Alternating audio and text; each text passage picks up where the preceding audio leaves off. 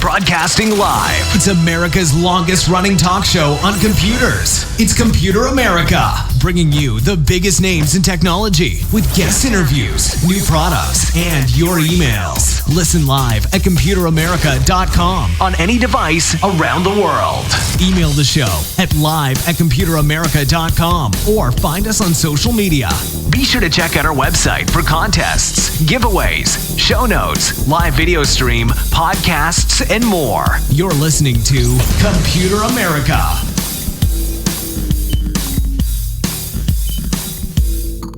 Hello and welcome to the Computer America Show. We are the nation's longest running, nationally syndicated radio talk show on computers and technology. Thank you for joining us. I'm your host, Ben. And I'm your co-host, Carissa. Perfect. So everyone, welcome into today's program, where today on the show we will be doing a special segment. And today's special segment is, well, about the topic of smart cities.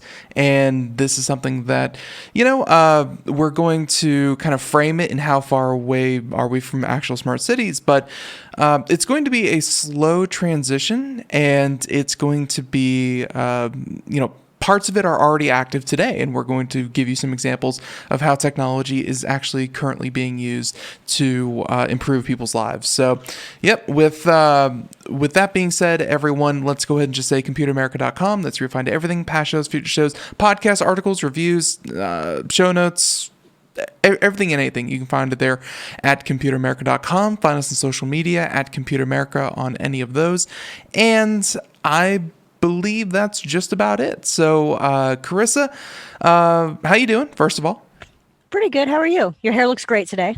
Thank you. I did nothing to it, but it's what I excel at. But I got to say that well, you know what? Let's go ahead and start with the little segment, and then we'll talk about, kind of where we're at with smart cities and where you're at with smart cities, Carissa. So everyone, I should really find some music to kind of denote a special segment, because all I have is like the computer and technology news segment.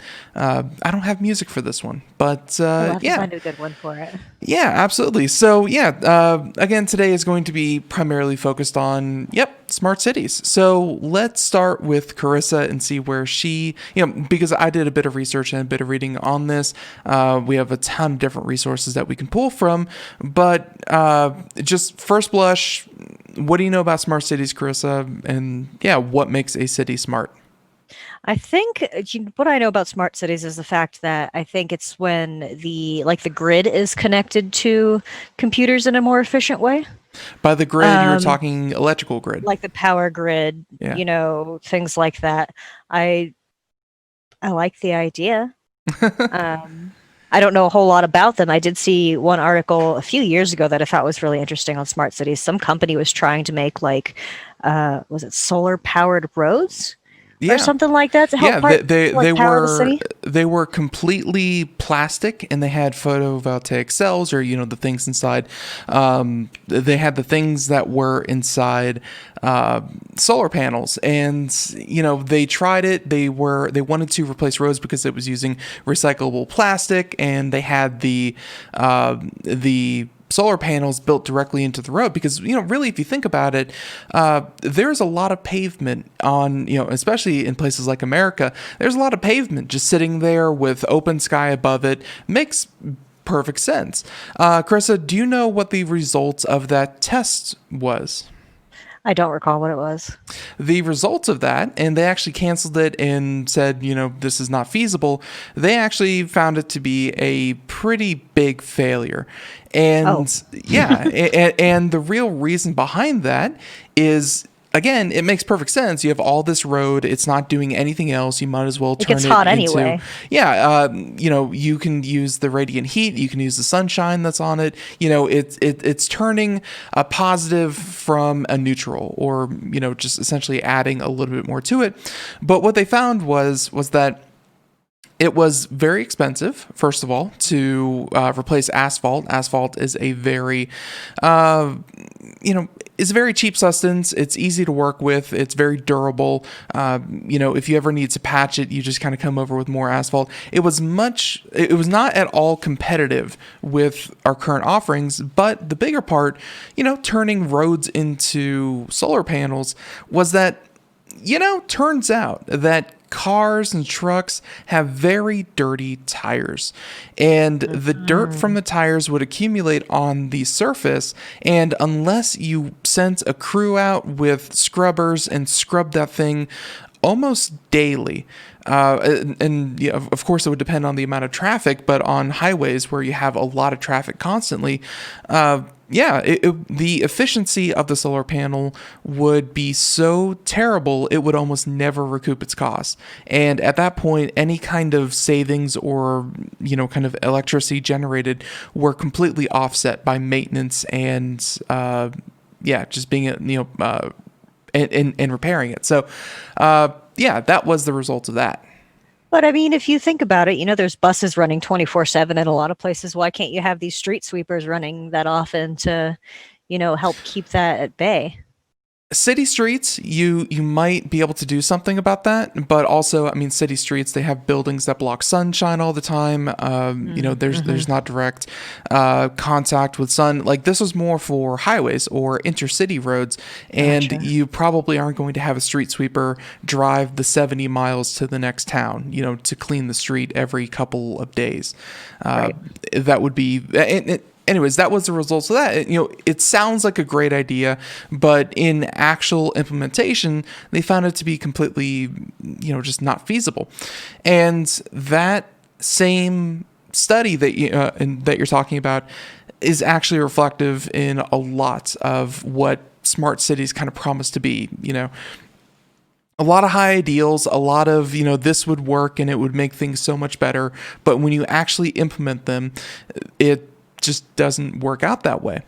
And so we're going to talk about that, but I think a good place to start is really defining what a smart city is. So Carissa's assumption is any city with a power grid that is connected to the internet or any kind of sensors and that kind of thing. But no, we're actually talking about smart cities that even beyond the power grid, because that's already happening and well underway, but we're talking about entire road systems, utilities, everything from sanitation, garbage, water, electricity. We're talking cars talking to each other. We're talking cameras that will be able to identify people just walking down the street.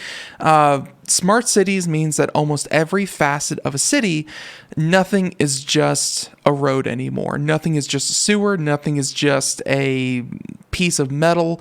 Everything has a sensor. And really, sensors are what makes a city smart. So again, a good place to start with this article here that we have from EY, actually building better working. Building a better working world, and we haven't really pulled from them, but turns out a lot of the information about smart cities, don't get me wrong, there are efforts here in the United States, but places like Switzerland are really cutting edge when it comes to this. So let's find out what they're doing there. But now, by 2050, and this is the part that we need to address. I didn't include this in the notes that we're looking at, Carissa, but the question of why smart cities. And you could have cities that are designed today, kind of buildings pop up all willy-nilly. If someone complains that there's too much traffic or there's not enough parking, you go ahead and you build a new parking lot. You're very reactive with how cities are built. Carissa, when you're driving around town, have you ever seen those black wires running across the road? Yes. Okay. Do you know what those are? I feel like they're probably something to like gauge your speed, but I could be completely wrong. Close. They are there to gauge you. They're there to detect the amount of traffic passing by, because every time you run over it with your car, there's a little ticker in the box that it's connected to saying one person drove this way, one person drove this way, and it's the most efficient way to see how much traffic, instead of having, the poor intern out there with a piece of paper and a pencil and, counting the cars by hand. This is a good way to, count the amount of vehicles. So we already, to a lesser extent, try to gather as much data as we can. And, city planners and city designers are able to, kind of tell that, we have, 50 or 60 cars an hour, that's pretty much the capacity for a single lane or a 2-lane road. Let's go ahead and, start working on ideas to update it to a 2-lane road. That's the idea of a smart city, is to not be reactive, just saying, we need more parking, build a parking lot, as opposed to saying, well, if we put buses here, that could reduce the amount of cars that we have here, and then we could put, people actually want to get here instead of there. So that's why we need smart cities, is that according to a UN World Population Report, about 70% of people are expected to live in metropolitan areas. That means not out in the boondocks. So there you go. Rapid population growth is accompanied by shortage of space, a backlog in infrastructure and real estate investment, as well as environmental effects, including air pollution. At the same time, municipalities have a duty to change the organizational and technological conditions in order to fulfill their obligations of course, being a city and that kind of thing. There was another report here, and it might be in the Forbes article that we have here. Right here. We'll pull from this one as well. Again, 68% of the world's population will live in urban areas by 2050. And I think according to that same study, they said, get this, about 1.5 million people will be moving to cities every single day for the next 30 years. And of course, 1.5 million spread out across every city on Earth, but still, people know that if you want the chance at a job, of work, to make money, to have a better quality of life, unfortunately, the middle of nowhere is not the best place to go. The city is where you want to be, but with this massive influx of people, you go to the city. They're going to have to make a lot of changes and stuff as that all happens. You're going to have to make a lot of changes. And, they even have, again, this is actually from the UN report, saying that 35% of projected growth in the world's urban population between 2018 and 2050 will be in India, China, Nigeria. So, this isn't just an American problem, although this is happening in America as well. By 2050, it is projected that India will have about 400 million urban dwellers, and China will have about 255 million urban dwellers, and Nigeria at 189 million. Think about that. India is going to have more people living in all of their cities than then there will be Americans. They have, every single person is going, well, not every single person, but they have to design cities that, they're actually usable. I can't imagine 400 million people living in cities that aren't taking data into consideration. Right, because that's a lot of sewage that it generates. That's a lot of power that they need to make. That's a lot of, figuring out where to put the roads and where to redirect everything too. So. Well, and we're looking at a growth increase similar to what we've already seen. According to the report, about 750 million people lived in cities in 1950. So, after World War II, not too long ago. Here we are 70 years later, you're looking at 4.2 billion. So about 6 times as many people live in cities. And that trend is only going to continue to grow. And again, you're looking at millions of people every single day moving to populated urban areas. So that is why we need smart cities, because traditional cities just aren't cut out to handle the massive amount of people. And there's a lot of benefits, there's a lot of drawbacks, we'll get into those. But let's go ahead, and again, that's the why smart cities. Now, what makes a smart city? And according to the definition that they give here at AE, a smart city is a city that meets its specific challenges with digital or cross-sector solutions.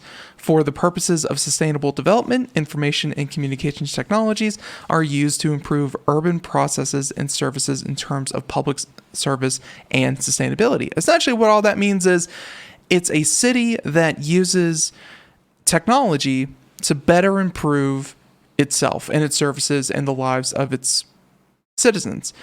Smart cities, again, have great ideals, and they're overwhelmingly have the best of intentions. Now, of course, that could backfire on us, and we're going to talk about how that could happen, but by and large, smart cities are considered a good thing. I have found a lot of people that were, a little negative towards the topic, but hey. Now, new technologies are pioneered for such services, converting previously analog processes into digital processes. Using modern technology does not do justice to the opportunities presented by digitization. There we go. Tough word. I think what they mean by that is, Carissa, back before the internet, I'm sure that if you explain the idea of an internet... Before the internet? Yeah, I know. That time existed, maybe. But I've heard tale. Back before the internet, if you told everyone, oh, hey, you could send email to anyone you wanted, and every computer would be connected to each other, everyone out there would say, oh, wow, that's going to be great. I can send postcards and letters through the internet, and, it'll be what it'll be. No one, take that and now look at the booming Etsy, kind of self-made, handcrafted, kind of sale of objects. Like that's the point of that I think that they're trying to make, is that when you implement the technology, we think in terms of what is currently possible and what would be simpler with that. But if everything was connected and everything was modernized, maybe there are opportunities that we haven't even thought of yet that could come from that. Mm-hmm. So that's what they're saying by it doesn't do it justice just to... say that, oh, it'll be easier to track water. No, there's going to be a lot more to it. So they said that this networking at the data level always requires cooperation from many different levels. The appropriate integration into the city structure is necessary for the development of a smart city, and they are built on 5 different levels, saying the built city structure, streets and buildings. So again, these sensors... you can retrofit to a certain extent. It's not that hard to retrofit. It's not that hard to retrofit like a street light, because it's just sitting there. You take the pole down, you put a new one up, you're good to go. Right. But when it comes to giant buildings that have been there for 100 years, you can't exactly tear it down and start over from scratch. And there's historical reasons why, there's practical reasons why, but yeah.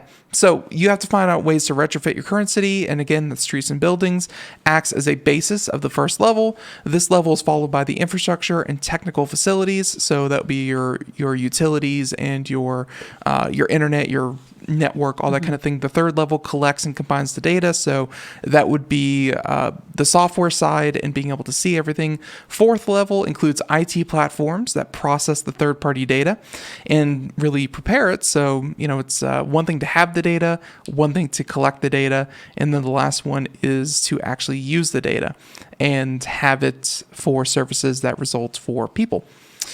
So yeah, essentially there's a lot of reasons that you want to do this, and we talked a little bit about that. And yeah, that's what a smart city is, though. That's what I wanted to get across with that one. Going back to the Forbes article, let's see if they have anything. Yeah, these are some of the promised benefits, and I think it's a good way to jump into our next little segment of how will smart cities change our lives? Because that's a very big question. What's the point of all this if it doesn't make our lives better? If it's just super expensive and it's because we can, that's stupid. They need to actually do tangible things. I agree indeed, as well. So, technology changing city streets, and the first one here, keep traffic flowing, because this is already to a lesser extent, and we can kind of bring it down to something that people have potentially already seen. Carissa, have you noticed that when you stop at a red light and there's no one coming in one direction or the other, and you have to kind of sit there and wait till it turns red, and hopefully you don't run it, but you have to sit there and wait until it turns green, and then you can go, even though there's no car in either direction? Mm-hmm. Of course. Right. In the last 20 years or so, they've put in these little sensors, these little pressure plates or pressure wires that can gauge. Is that related to the little the grooves in the street? Yes. They're in every lane at an intersection, and you can kind of see them cut into the asphalt. And they're there to detect, hopefully, objects as small as a motorcycle, but not as large as a person or a pigeon or whatever. And they'll be able to tell when there's a car sitting at an intersection, and essentially it kind of cues it up saying, oh, there's a car in the left turn lane. We have to switch lights, as opposed to just strict timers. Because I remember when I first started driving, in a lot of places in South Florida, they didn't have those.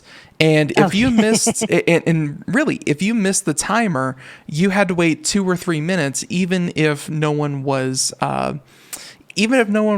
And of course, you could take the chance and hope that the traffic camera didn't catch you if you decided to take a left. But yeah, now there are the pressure sensors, and you don't have to wait as long anymore. Those little changes are what a smart city, kind of has to offer. So the first one, keep traffic flowing, saying that, and this is Carissa, have you ever played, not SimCity, although SimCity would be a lesser extent, but Cities Skylines. Have you ever played that game? As a matter of fact, I have many, many hours on City Skylines, and traffic is impossible. Oh my God.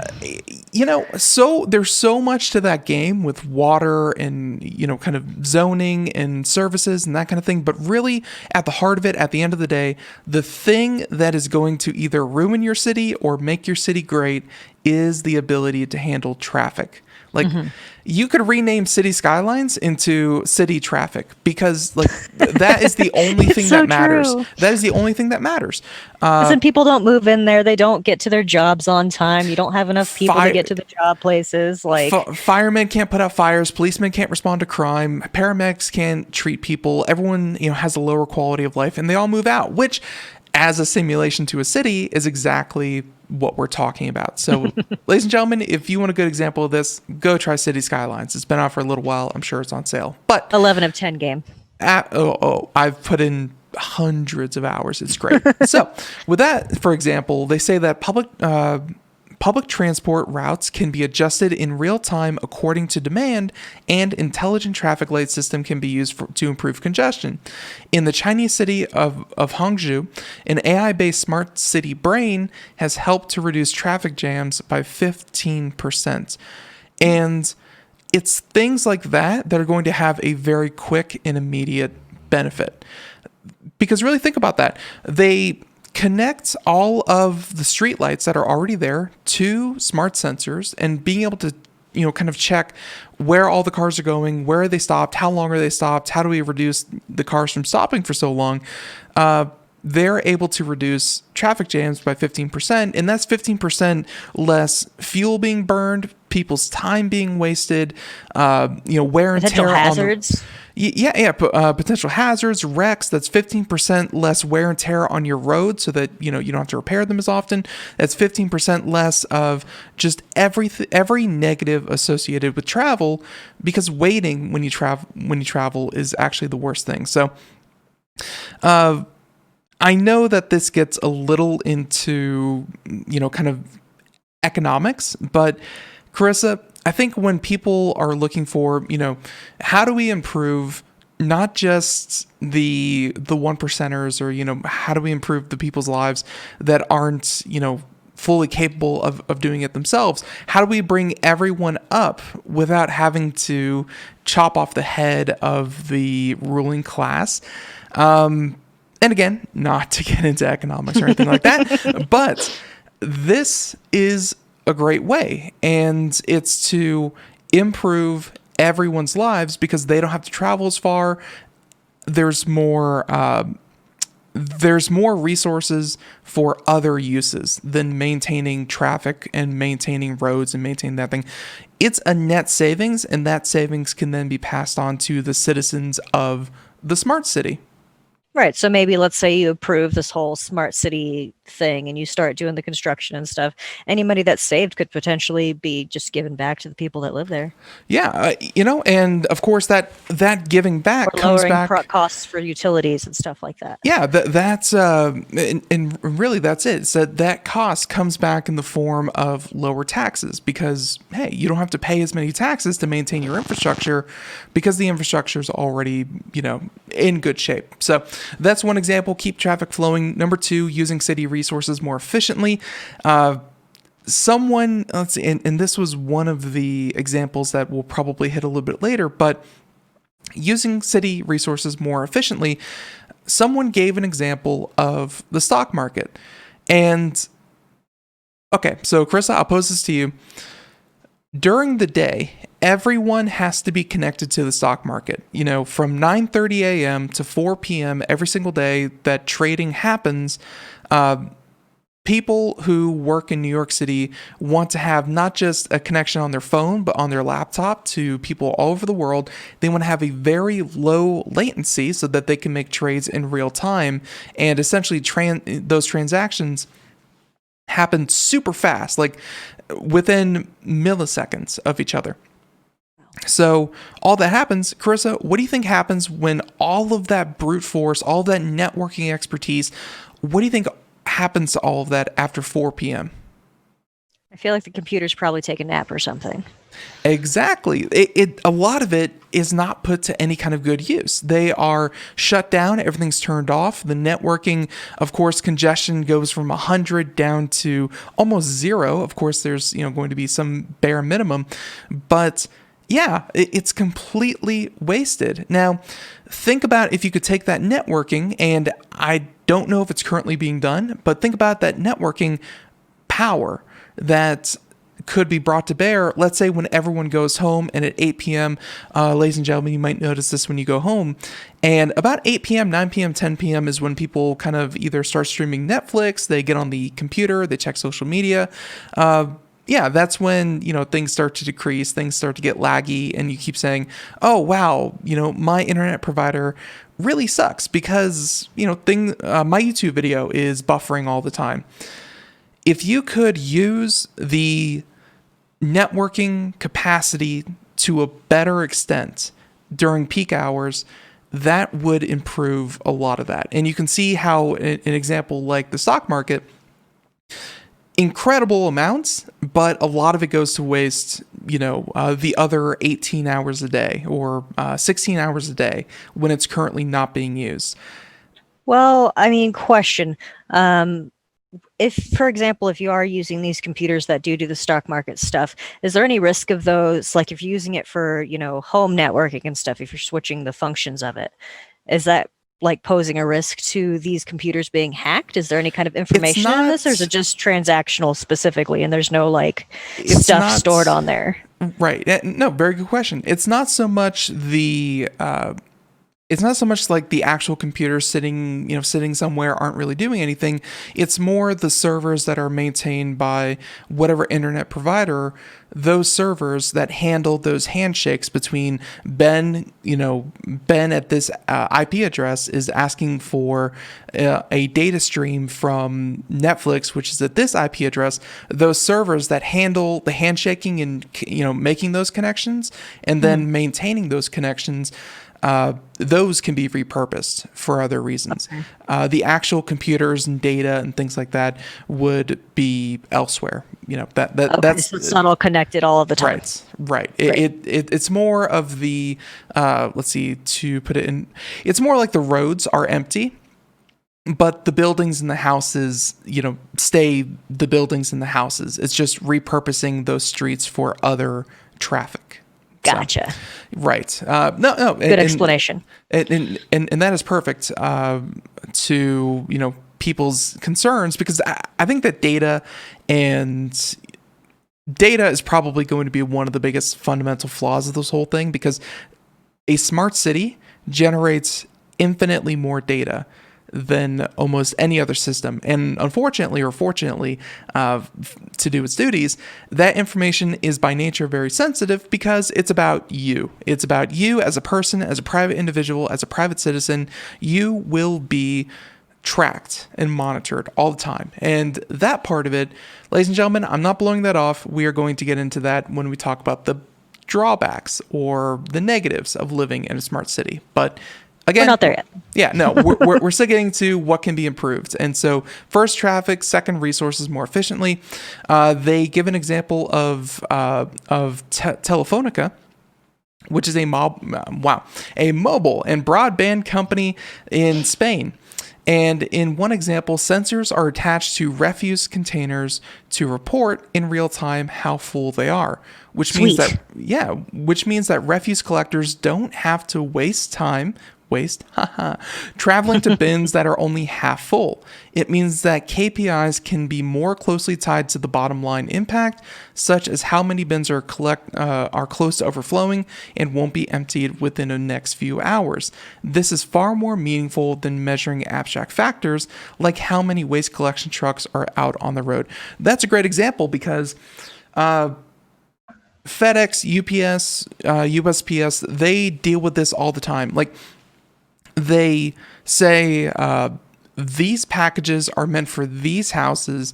Pack your truck in this way, and they actually tell people how to pack their truck, back to forward, so that you have to do it that way. Yeah, of course, so that you're able to grab the packages and actually, execute the deliveries in as efficient a way as possible, and that's led to a ton of benefits for how fast things get delivered and things like that. Mm-hmm. Essentially, logistics.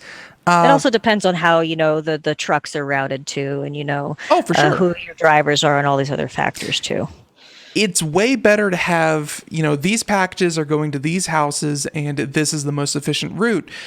It's much better to have that than Ben gets these 50 houses and Carissa gets these 50 houses, and here are the package for these 50 houses, and here are the packages for these 50 houses, and Ben's truck is only 10% full and Carissa's truck is 180% full. That makes no sense. That's a horrible waste of resources, because that means Chris is going to have to make 2 trips, and Ben will be wasting gas by not making enough trips or not making enough deliveries. So same thing, except in this case, they're talking about, trash as an example, and how, why instead of trash collection routes, because right now homes are on either like a once a week or twice a week trash collection route, and not just say, hit a button or have a sensor on a trash can and they'll come by, pick up your trash when you need it, and then they will have the most efficient route possible. Because some people, they put out 1 bag of trash, but that's all they have.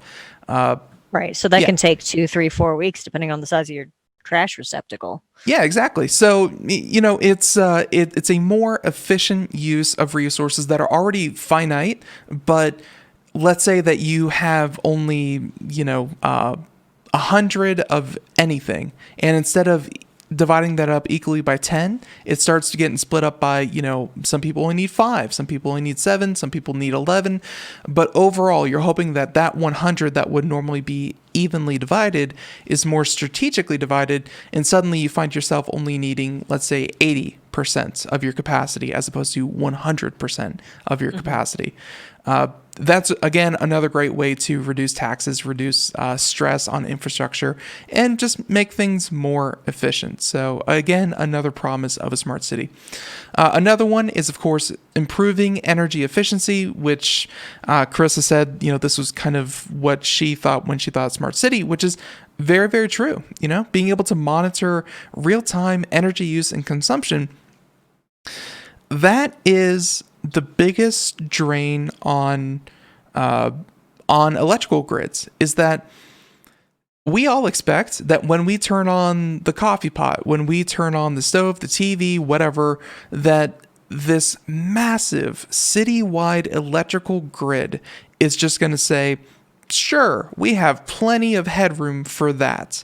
But at the same time, we don't want to burn fuel needlessly, or, let's face it, generate electricity needlessly through cleaner energy sources, which definitely should be done.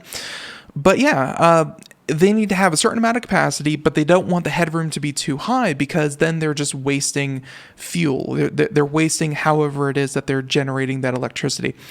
So it's that dangerous balancing game. And the more sensors, the more data that you can pull together, you can probably say that, this many people left the suburbs, therefore these houses are probably going to need less electricity, but then they all go to the city to do their jobs, so the city's probably going to need more electricity, blah, blah, blah, blah, blah. All of that means, hey, they can better route the power so that everyone gets it and they're burning less fuel. Mm-hmm. That's the hope. Take it as you need it kind of thing. Exactly. And they even give an example in Amsterdam. Homes are being provided with smart energy meters, which for that, think like a Nest thermostat. That's really what they're talking about. And actually, to take it even a step further, I know that they're doing that here in Asheville as well, but they will actually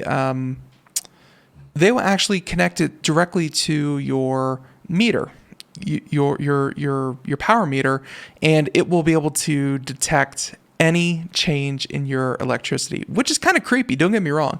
The first time that they attached one to our water source, they were able to get like a line graph and, kind of see the consumption. And they're like, oh, at 4:29, you flushed the toilet. And at 7:30, you started the shower. And this bump here looks like a dishwasher. This bump here, like, very invasive, but at the same time, very useful for planning resources. So stuff like that. Even still, like for your own planning, because then, like, let's say you're doing bills and stuff, you're like, why am I using so much water? And then it shows you. You'll know exactly where things went wrong. Absolutely. Again, back to the example, homes are being provided with smart energy meters that are designed to incentivize reduced energy consumption. And of course, in New York, they are upgrading their street lights to LED, which allows the lights to be adjusted and dimmed based on real-time data. Think about, nice. I'm sure that a lot of people out there in grocery stores, I don't know if yours there, Carissa, in the frozen food section, do they have that where it's like a motion sensor and the lights will kick on or kick off depending on if there's anyone in the aisle?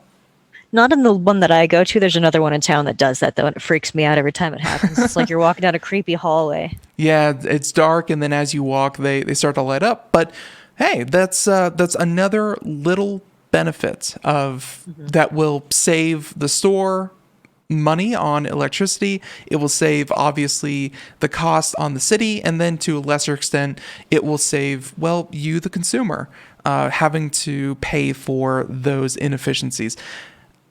I think that's the word that I've been looking for this entire time. Smart cities aim to improve efficiencies and remove inefficiencies, such as, hey, this light is on because it's a street light, but does it really have to be on if there's no one within even viewing distance of this light? That's just a waste. But right. hey, that's what we can improve with these sensors. Another one, making cities safer, saying that thanks to the vast spread of Wi-Fi technology, IoT technology, and closed circuit television, there we go, cameras, cities are able to harness technology to improve resident safety and boost incident response times. One example is that on Bourbon Street, video data is analyzed in real time in order to better track and allocate resources on the ground and improve public safety. So that gets into a whole conversation about police, law enforcement, response, that whole crime thing. Yeah, I'm not going to get into that. But number 5, encouraging greater collaboration with citizens. Obviously, this is another example, just like the one in Amsterdam with connecting smart meters to homes. It kind of gets the average citizen thinking about, how much water do I use? How much electricity do I use? How, am I using the city services to their greatest capacity? Am I being an efficient citizen? And of course, if everyone took that viewpoint, then everyone benefits from it. Not just you and your pocketbook, but of course the city itself and, really all the resources. Yeah, everyone benefits by using things more efficiently. So, okay. That is a pretty good way to explain how things will change. And we have a couple more articles here that we might throw up in the notes. Man, we're already 40 minutes into it. This ain't good. Oh, man. Let's see. And this article here is talking about some things to keep in mind. I mean, it's still very hopeful about smart cities and, kind of what can happen. This one even touches on vehicle to vehicle communication, which, Carissa, do you know what vehicle to vehicle communication would facilitate? Like, why? I'm assuming you know what it is, where vehicles are able to send data to one another, such as speed, distance, that kind of thing. Do you know what it would facilitate or what it would let happen? I have no idea. It would allow self-driving cars. Really, in a smart city, if the car in front of you can say, I'm going 50 miles an hour and there's an object coming up, I'm going to step on the brakes. The car directly behind it will go, I will also reduce my speed because you are going to stop. And then the car behind it will go, both of you are stopping, I will stop as well. Essentially, right. It allows cars to drive themselves because, hey, they're all part of a large grid that is going to continuously feed it inputs and let them, do drivey things while humans do human things in the car. And yeah, I'll leave that to the imagination. But anyways, so that's what the smart city, this one even touches on that. Citywide Wi-Fi and 5G will, of course, be very integral to this. Obviously, we're talking in the TAMP. Something we should mention, the time scale for all of this. From all the articles, like elements of it, again, we have been giving examples of it happening in the real world right now today, and it's already implemented and making a great difference. But in a lot of these examples, you're looking at 2040, 2050 before some of these services even kick online. This is at the earliest. Yeah, this is a long-term renovation. I even saw one study saying that it would take about $57 trillion of investment over the next 17 years to retrofit only like a handful of cities. Like $57 trillion, unfortunately. Just throw it on the debt. It's fine. Yeah, absolutely. Although I think even the national debt is, what is the U.S. national debt? Let's bum everyone out. U.S. national debt currently, absolutely, is currently at, let's see, real time. As of this recording, you're looking at $26 trillion. And of course, ever increasing. But yeah, so you're looking at an increase of twice the U.S. national debt to, again, only retrofit a couple of cities. All right. Now, that study was in 2013, Carissa. I think that the cost of technology has certainly come down since 2013. Things have gotten more wireless, things have gotten faster, things have gotten cheaper to produce. That number, $57 trillion, is going to come down, but we we have to push towards it, but we also kind of have to just wait until it's actually feasible to do this, because currently it is not. So, okay, and there's another great one here, talking in very simple terms, which has a great name, which is the Mexicanist. Ooh, nice. Yeah, great. I like it. But yeah, they're talking about, what can happen and what a smart city really means, what can impact it, and really it's talking about a lot of great topics, including e-mobility, which is... Carissa, have you seen those e-scooters and the e-bikes and the just modes of transportation? Yeah, they have them down in Denver. Yeah, they're goofy, but hey, they're available, Well, sometimes you just need something like that, if you're walking down a downtown street and you're like, man, I've been walking forever, and you find a scooter, why wouldn't you take it if it just connects to your Uber on your phone? You pay, what, $5 to borrow a scooter? Yeah. Right now, it's not a good idea because of the Rona, but I mean, in theory, it's a good idea. Yeah, and so that's something that people are going to have access to. So again, this article is talking about smart buildings, smart sensors, just a lot of things that we've already talked about. But and it's also saying that the inhabitants, again, the citizen, will be able to empower themselves based on the information that the city collects, because it's not even so much about the nameless, sightless city overlords being able to use the data. No, it's about the average citizen saying, much in the way that if you use the service like Waze, which tells you real-time traffic incidents and traffic jams and things like that, you as a person will look at that and go, oh, I'll take this road instead of that road. But what if that happened automatically and your car just essentially knew the best way to take? And the data wasn't from, kind of just random people that you have to trust, but from the city itself would be able to tell you the best way to get somewhere. That would be cool. Yeah, those are all promises of what a smart city is going to have. So let's see. Let's talk about this one real quick. And again, we're still on the positives. We're going to start flying through some of these because we've already talked about it. Smart cities will have ubiquitous Wi-Fi. All of these sensors have to be connected to the internet. And if you have sensors in every building, every street light, every bench, every bus stop, every trash can, all that kind of thing, you're looking at a high capacity city that, hey, if you pull out your phone, you don't have to wait for the video to buffer. You will have an internet connection everywhere. And hey, who doesn't like constant Wi-Fi? We should have that, darn it. That is a dream. So the other one, electric vehicle charging. Obviously, with everything connected, it needs electricity. If you have electricity, why don't you go ahead and put in some electric car charging stations? And hey, that means that electric cars become much, much more feasible in a smart city. Even if it's like one for every gas station, just something. I've already started seeing them in grocery store parking lots. Ooh, that's fun. Just a couple of spaces, or malls as well. Just a couple of them. I've never seen them to capacity, but lately I have been seeing at least 1, 2, or 3 in the charging spaces. So there have been a lot more Teslas around lately too. There have been. You love to see it. I've seen them everywhere. Me too. And they kind of stand out because, they look a lot like every other car, but at the same time, they're a Tesla. A little weird, yeah. For sure. So there's that connected vehicle infrastructure. That is, again, the vehicle-to-vehicle communication, which makes things safer and prevents accidents. Smart, sustainable electricity. As we were talking about before, electricity gets put to a better use and, more efficiently. Smart street lighting.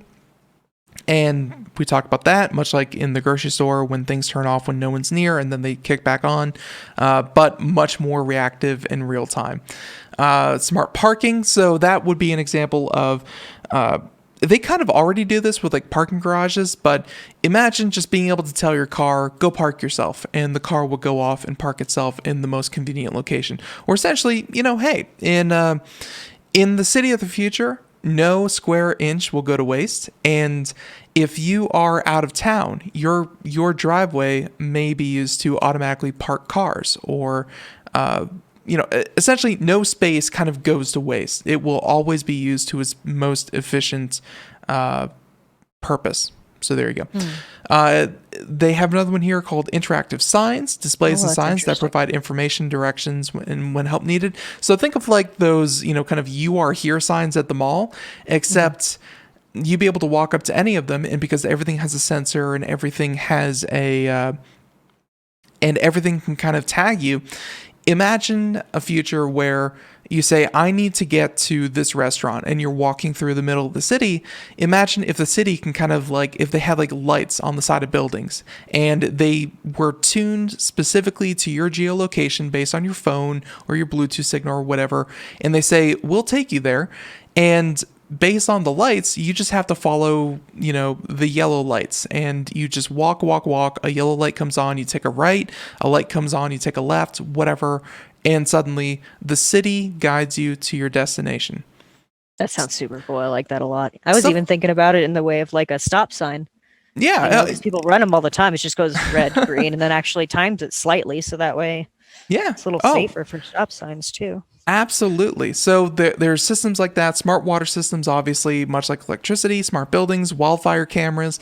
That would be cameras in remote areas to detect wildfires when they are still small and easier to respond to. Because, hey, a smart city, you would have that kind of coverage, not just in the city itself, but in the surrounding areas. And, hey, you'd be able to respond to it. As well as housing solutions where, you could better take advantage of every square inch of your city and have better, more affordable housing for everyone. So again, these are all the positives. Before people think that we're all just pro smart city, which I gotta admit, after doing all this research, I'm kind of pro. Yeah, and no, there is only positives that people who want to implement it, they want to make people's lives better. The negatives aren't so much, negatives. It's more like, here's what could happen and here's why it's not really feasible. Like, no one's really for abolishing cities and everyone gets, 10 square acres in the middle of nowhere. And that is the answer to the smart city, is just the isolated plot. It's more of what's the best way to go about it. So there are challenges and negatives. And let's see if we can find some quick key points, because I'm already running way over time. I think this article here, which actually great publication for what we're talking about, Smart Cities World. And yeah, they say 3 of the biggest challenges to building a commutable smart city. The first one is, of course, privacy. Carissa, how much privacy do you think you would have in a smart city? Well, I already have no privacy anyway because I have a cell phone, so probably none, and I'm okay with that. Like, that's just the way of the world. Humans, and by humans I mean humans with a smartphone, have given up their privacy for convenience and entertainment as well. So yeah, we're going to continue to make those trade-offs, but that is a trade-off. That is a negative. Your privacy is probably going to go down near to zero, because I do wonder if it's going to reduce the amount of data that they collect from you on the internet if your cities are smart, though. Like, do they need to collect all of that other stuff if they have all of this about you when you're out and about? They're already making some of those changes, and there was one where Google has abolished the super cookie, like the super, which sounds so tasty, but they've abolished the super cookie that would persist through different browsing sessions. And the cookie, like, essentially it was like a little breadcrumb trail that you could say, oh, Ben went to this website, this website, this website. And then thanks to the super cookie, he left his computer, started a new session, and then went to this website, essentially letting advertisers and letting websites track their users even when they weren't on even when they weren't on their website. They've abolished those, and soon they're going to stop collecting data such as age and race and ethnicity and sex and things like that, and focus more on, this user, and let's take me for instance, Ben exercises at this time, so let's hit him with advertising based on fitness at these times. So they're not so interested in the generalities of a person, but more of the specific activities. And I think that's what's going to be collected more so than personal identifiers, but more habits, because those are just more valuable for advertisers and, of course, more valuable for smart city planners. Now, that's the first challenge, privacy. Second one is earning trust, because, hey, let's face it. Last week, we did a whole segment on elections and elections being held online. Carissa, what was your takeaway from should elections be held online? Probably not. Exactly. That was my takeaway too. And so gaining trust and saying that, oh, whoever is in charge of this is going to do it flawlessly, perfectly, and be very omnipotent about it. No, that trust is going to have to be earned. It's going to have to be transparent. And hey, it's going to have to be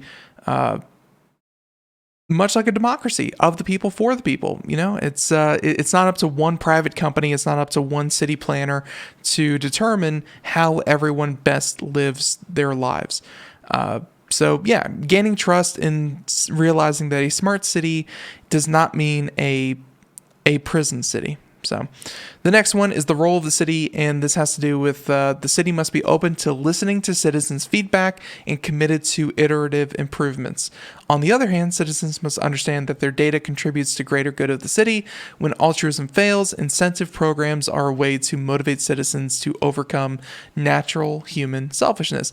One of those, a great example, would be the tax on sodas. I can't remember the exact place that did this, Carissa. It's here. Is it in Colorado? Yeah, it's in Colorado. It's they did it in Boulder. Yeah. At least. Do you remember what they found after they put like a tax on sodas? People stopped drinking them as much. People stopped drinking them as much. The rate of diabetes went down. The rate of obesity went down. People were living healthier lives, and all it took, I think, you can correct me, but I think it was like a 5-cent tax. Yeah, it's really small. I don't know exactly what it was, but it was like anything that was like a soda or a Gatorade or, candy, things like that. Anything super processed and had super refined sugar. And even that small change, like a 5-cent tax, doesn't seem like a lot, but that was enough to get people to change their habits. It takes a very small incentive to get people to really, kind of change their viewpoint. So that's what they're saying. The city has to realize that the people, if they say that, oh, housing here is a problem, it's not up to the city to say, no, it's not. We have the data to prove that you're wrong. If it's an overwhelming consensus, regardless of what the data says, they have to respond to the will of the people. So, right. Yeah. And of course, they want, another example, another drawback is stop tech from taking over. Tech companies, of course, a lot of these are private and privately owned. You can look at your Google, your Apple, your Amazon. This kind of city will only give them more and more power.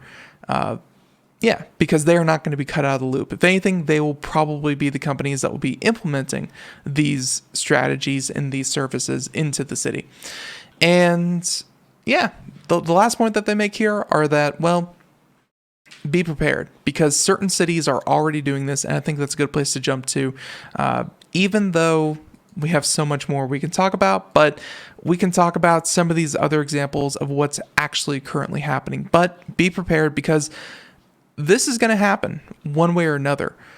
Smart cities do help cities grow more efficiently, use their resources more efficiently. And let's face it, with all of the people flooding into major cities in the next 30, 40 years, you have to do this. You can't just keep letting urban sprawl take over.